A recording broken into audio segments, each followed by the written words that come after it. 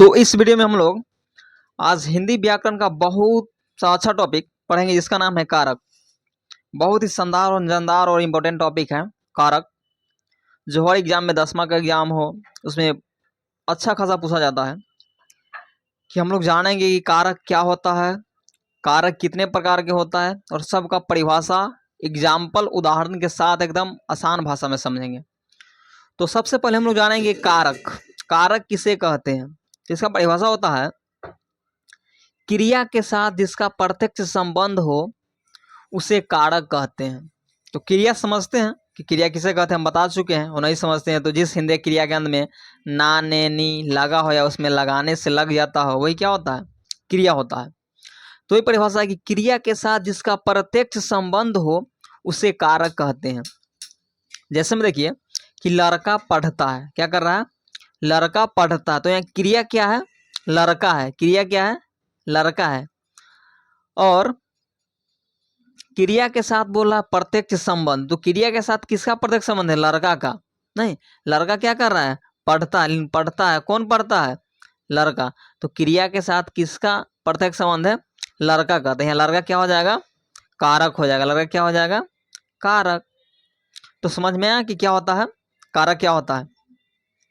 या इसमें रहता है कि लड़का, इसमें ने जो इसका चिन्ह होता है कारक का विभक्ति चिन्ह, वही बताएंगे। तो इसमें क्या ने विभक्ति चिन्ह छुपा हुआ है, लेकिन कैसे वो बताएंगे। तो अभी यहाँ यही समझना है कि कारक क्या होता है। तो हम लोग कारक समझ गए कि क्या होता है कि क्रिया के साथ जिसका प्रत्यक्ष संबंध हो उसे कारक कहते हैं। जैसे में लड़का पढ़ता है, तो क्रिया मतलब वर्ब होता है।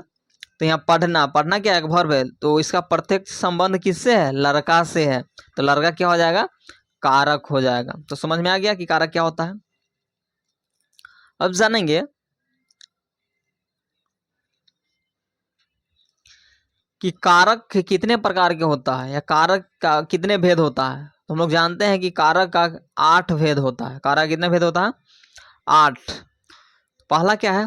कर्ता, कर्म, करण, संप्रदान, आपादान, संबंध, अधिकरण और लास्ट 8वां संबोधन। तो सबसे पहले हम लोग जानेंगे कि कर्ता किसे कहते हैं। क्या जानेंगे कि कर्ता किसे कहते हैं। तो कर्ता हम लोग किसे कहते हैं कि वाक्य में जो पद काम करने वाले के अर्थ में आता है उसे कर्ता कहते हैं। जो वाक्य में जो पद होगा काम करने वाले के अर्थ में जो आएगा, जो काम करता रहेगा वही क्या होगा? कर्ता होगा। जो काम करता रहेगा वाक्य में ऐसा पद होगा जो काम करने वाले के अर्थ में आएगा, यानी वो काम करता होगा, वही क्या होगा?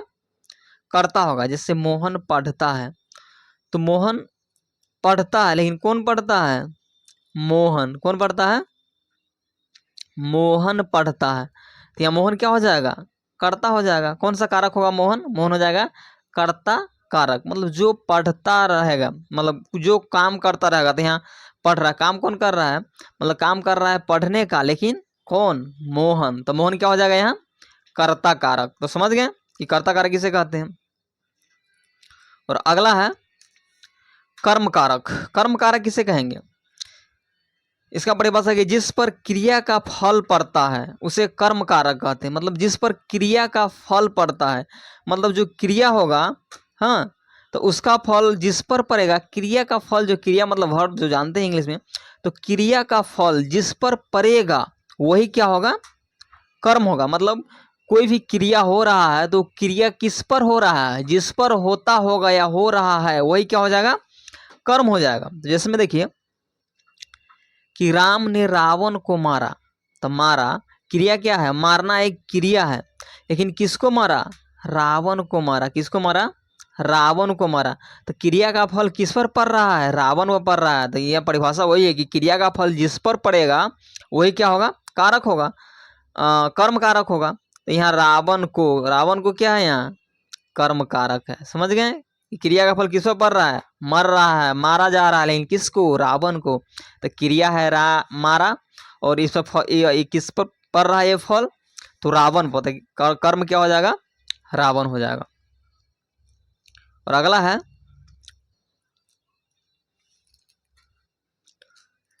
करण कारक। तो करण कारक किसे हम लोग बोलेंगे कि जिससे काम हो उसे करण कारक कहते हैं। मतलब जिससे काम होगा, जिससे काम होगा वही क्या होगा, करण कारक होगा। जैसे देखिए, मोटी कलम से लिखती है, मोटी कलम से लिखती है, मतलब देखिए किससे काम हो रहा है, तो लिखने का काम हो रहा है, काम की क्या हो रहा है, लिखने का, लेकिन किससे, कलम से। किससे हो रहा है काम, तो कलम से। तो परिभाषा क्या है, जिससे काम हो, जिससे काम हो, तो किससे काम है यहाँ, कलम से। लिख रही है मोटी, लेकिन काम हो रहा है किससे, कलम से। और कलम से, और क्या काम हो रहा है, तो लिखने का। तो यहाँ कलम से क्या हो जाएगा, कारक। कौन सा कारक, करण कारक। समझ गए कि क्या होता है कर्ता कारक, क्या होता है कर्म कारक, और क्या होता है करण कारक। और अगला हम लोग जानेंगे इससे आगे वाला।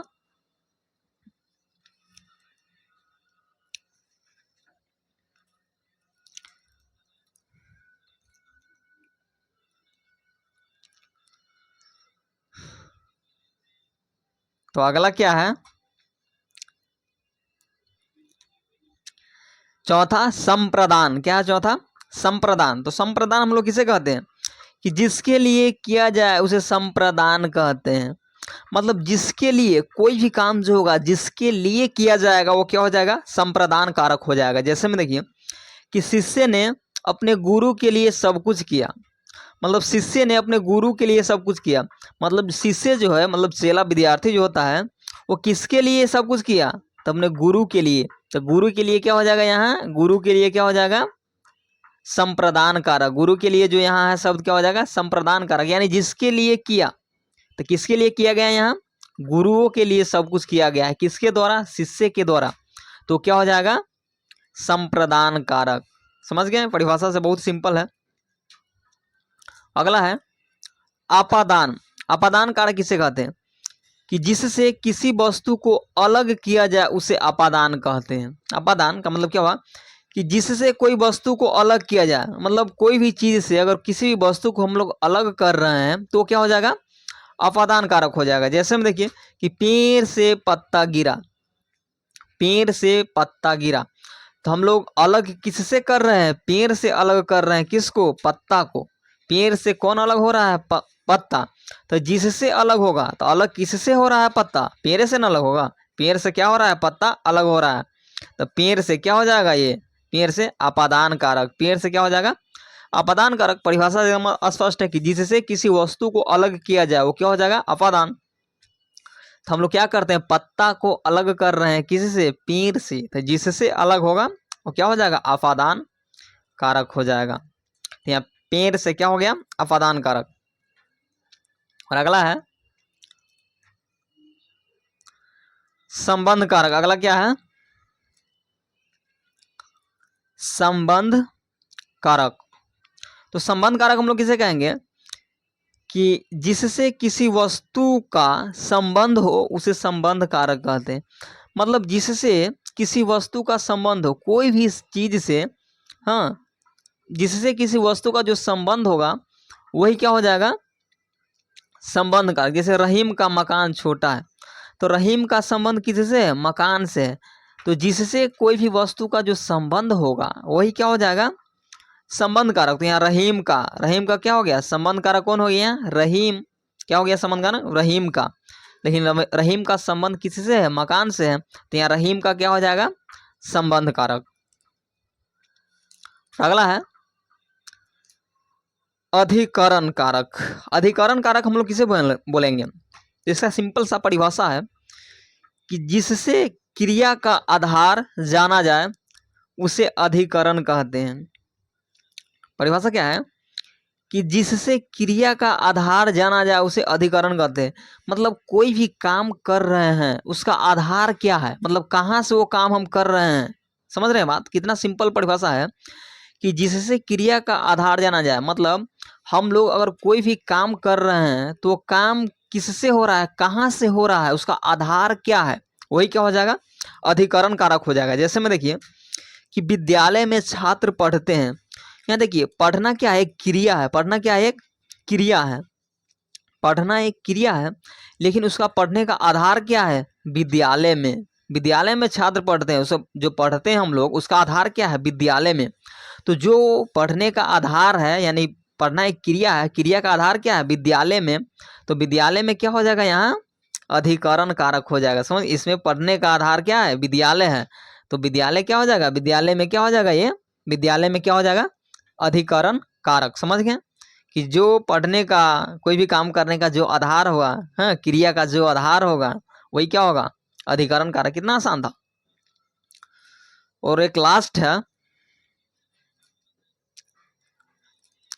संबोधन। तो संबोधन का परिभाषा क्या होता है? कि जिससे किसी को पुकारा जाए या संबोधित किया जाए उसे संबोधन कहते हैं। मतलब कोई भी चीज को हम, हाँ, जैसे किसी से पुकारेंगे या उसको जिससे हम लोग संबोधित करेंगे वही क्या हो जाएगा? संबोधन हो जाएगा। जैसे अरे भाई जल्दी आओ, तो यहाँ अरे भाई क्या हो गया? संबोधन कारक। हे राम दया करो, ये संबोधित करने का क्या है? पुकारने का स्टाइल क्या है? हे राम। तो ये क्या हो जाएगा? संबोधन कारक। तो ये कारक हमने कोशिश किया कि बहुत ही आसान तरीका से समझाऊं, और शायद आप लोगों को बहुत ही आसान तरीका से समझ में आया होगा। एक एक परिभाषा को हमने एक एक एग्जाम्पल, उदाहरण के साथ समझाया कि कारक क्या होता है, उसका एक उदाहरण, फिर उसका प्रकार का पूरा उदाहरण, बहुत ही आसान तरीका से समझाने का कोशिश किया। अगर एक बार इस वीडियो को देखिएगा तो दोबारा आपको समझने की जरूरत ही नहीं पड़ेगी कि कारक क्या होता है।